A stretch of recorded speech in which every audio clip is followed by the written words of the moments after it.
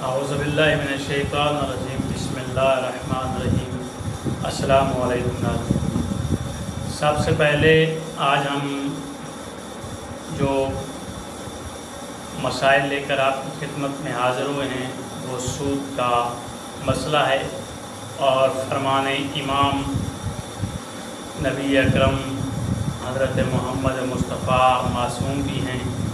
اور نبی بھی ہیں، ان کا حکم ہے۔ اس حکم کے مطابق ہم جو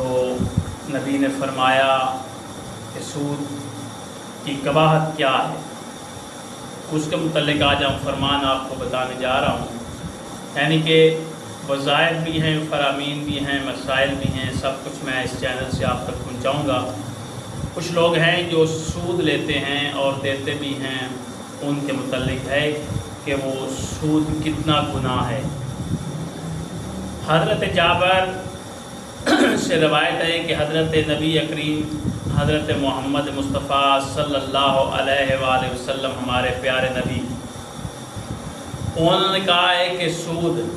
کھانے والے پر اور سود دینے والے پر اور سودی معاملات لکھنے والے پر، سود کی گواہی دینے والوں پر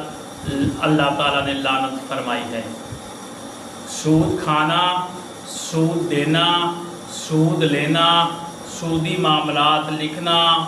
ان کے سود کے حق میں گواہی دینا، ان پر اللہ کی لعنت ہے، اور جس پر اللہ کی لعنت ہو جائے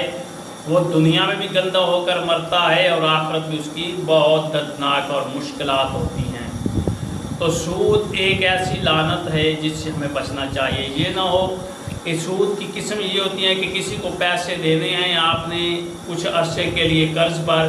تو آپ نے کہنا ہے کہ جی ہمیں اتنے پیسے آپ نے دینے ہیں، آپ نے لاکھ دیا ہے تو وہ کہے گا جی 20 لاکھ 1,20,000 آپ مجھے دے دیجیے گا سال بعد، یعنی کہ وہ جو ہوگا وہ سود میں پیسے لے رہا ہوگا۔ تو جو سود دے رہا ہے یا جو سود لے رہا ہے، جو سود کی تحریر کر رہا ہے، اور اس کے بعد جو لوگ اس سود کی گواہی دے رہے ہیں، ان سب پر اللہ نے لعنت فرمائی ہے، اور نبی کریم نے فرمایا کہ یہ سب لوگ گناہ میں برابر کے شریک ہیں۔ اس لیے میرے بھائیوں، جہاں پر بھی کوئی بھی اگر سود دیتا ہے یا سود میں آپ کو گواہ بناتا ہے تو اس سے پرہیز کیجیے، سود جیسی لعنت سے بچیں، کیونکہ یہ حرام ہے، یہ گناہ کبیرہ ہے۔ اس سے بچیں تاکہ اللہ کی رحمتیں ہم پر نازل ہوں اور اللہ بھی ہم پر راضی رہے اور رسول خدا بھی ہم پر